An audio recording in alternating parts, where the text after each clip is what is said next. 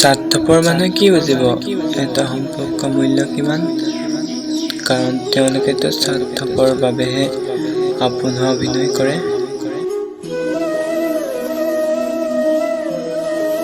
স্বাৰ্থপৰ মানুহৰ লগত কেতিয়া সম্পৰ্ক নগঢ়িব, কাৰণ তেওঁলোকে সম্পৰ্কৰ মূল্য বুজি নাপায়। তেওঁলোকে মাথো নিজৰ স্বাৰ্থ বাবেহে ভাবে।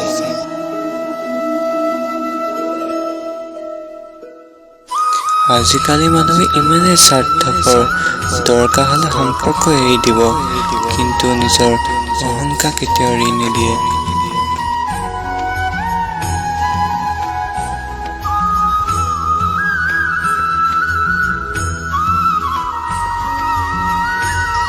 স্বাৰ্থপৰ মানুহ কেতিয়াও আপোন হ'ব নোৱাৰে, কাৰণ স্বাৰ্থ শব্দটোৰ পিছত পৰ থাকে।